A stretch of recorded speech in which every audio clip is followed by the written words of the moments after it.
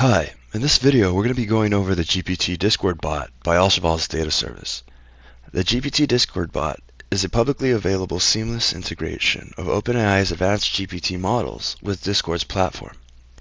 The bot is highly versatile and features a range of functionalities, including natural language processing, game playing, and setting reminders using natural language.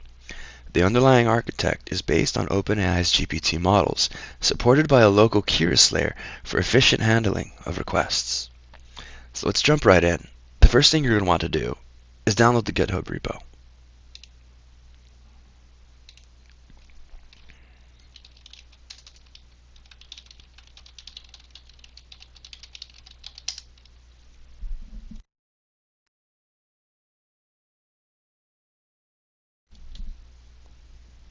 Great. Now that the GitHub repo has been cloned, you're going to want to go through the install guide and make sure that you have the right environmental variables defined, and also that you have the required Python packages installed on your system. I've already done that, so I'm going to go ahead and boot the bot.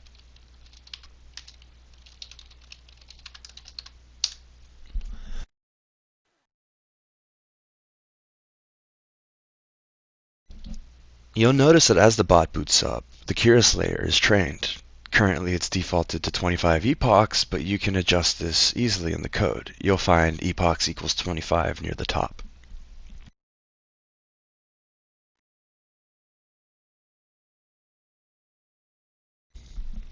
And we're in. Let's go ahead and open up Discord.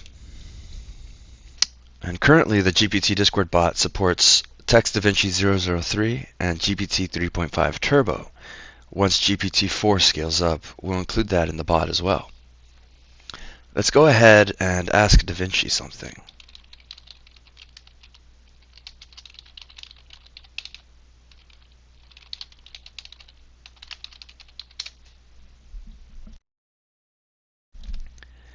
Siri is a strong-willed, intelligent young woman with mysterious powers. Great job.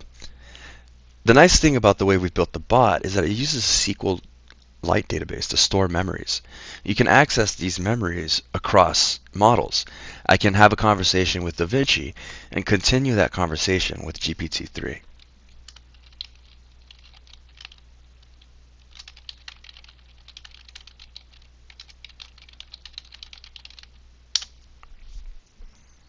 You'll notice that when I call GPT-3, that my prompt is passed through the Keras layer right here. This is a very good example. So you'll notice that it set a reminder, and that is not what I wanted it to do. We do require that the Keras layer is trained. I included the startup code with very basic prompts, so you should expect to see mistakes like this. But we've built in a very easy way to train the Keras layer so that as you use it, it gets better. What I'm going to do here is label this last prompt as other. I'm saying, currently my bot supports setting reminders, and it also supports playing tic-tac-toe. And other is, just saying to use OpenAI's GPT 3.5 as is. So I'm just saying it's not a reminder, it's not, a tic-tac-toe game. I meant other. Sorry, last prompt, it's a label last. Last other. Perfect. Last prompt labeled as other. Do the same for her adoptive father. So I'm going to go ahead and retrain the Keras layer from within Discord. Training, standby. And you can see over here the Keras layer is being trained again.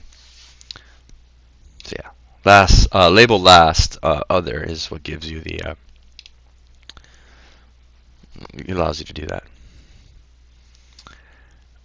And now what I'm going to do here is I'm going to ask it again.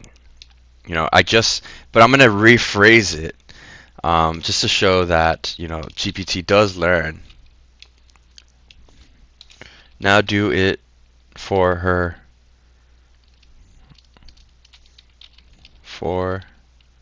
adoptive father, I guess. Now do it. I'm going to change it a little bit. Nothing too bad. And you'll see that now I do get the response that I was expecting. And you can expect that to happen as you use the bot. As you use it more, you should expect to be, in the beginning, maybe the first week or two, you're labeling those prompts until finally that Keras layer is stable on your server. You could also test it, and when you do this, where is it here? Label last other. What you're doing is you're storing this prompt in the SQLite database and flagging it as other. So next time you train the Keras layer, you'll see that that prompt is included in the training data, and it starts to work better with the more data that you've collected. I didn't include very much, and I'm thinking about how to go about that. I don't have very much data by myself either. So yeah, let's go ahead and try to schedule a reminder using natural language. Remind me to get the cookies out of the oven in a minute. So it's 10:25. I expect it to give me a reminder for 10:26. Reminder set for 2023 5/18. That's today at 22:26, which is 10:26. Perfect. It doesn't give you to the second.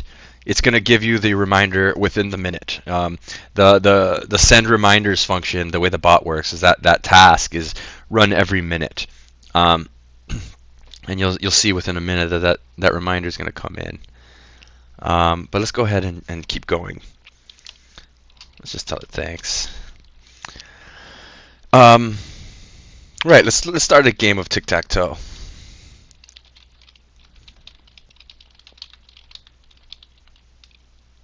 And you'll see that reminder is going to come in even if I'm playing this tic-tac-toe game.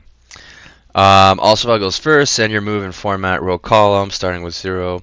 Yeah, so you have your rows are 0, 1, 2, 0, 1, 2 for the columns. So I'm going to go with 1. So it's 0, 1, 1. So let's start with 1, 1. 1 space 1. I make a move. GPT processes what I just did. It spits back a move. So this is actual Chat GPT 3.5 deciding what move they're going to make on our board. Now I warn you, it's not as smart as I'd like it to be yet.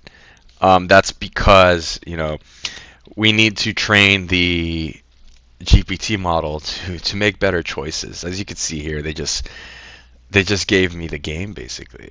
And there's that reminder. You set a reminder, get cookies out of the oven. Perfect. Yeah, so we're working on our side is improving, making this game more difficult. Right now, GPT is not very good at playing checkers. Oh, sorry, checkers. I gave away a little hint there. But yeah, it's not very good at playing tic-tac-toe.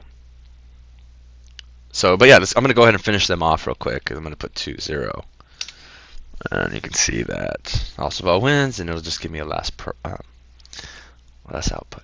But yeah, that's pretty much the GPT bot. And like I said, I'm really sorry that I didn't include a lot of training data. I mean, if you want to look, it's pretty ridiculous the way I did it, and we're working on cleaning up the code. But let's go ahead and nano.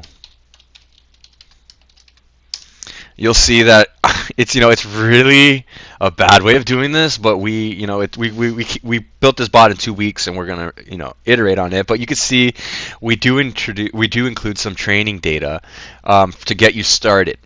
In the script, you'll find these. We did this by hand, and it was very annoying. But to get you off the ground, we do include some, and we have some labels.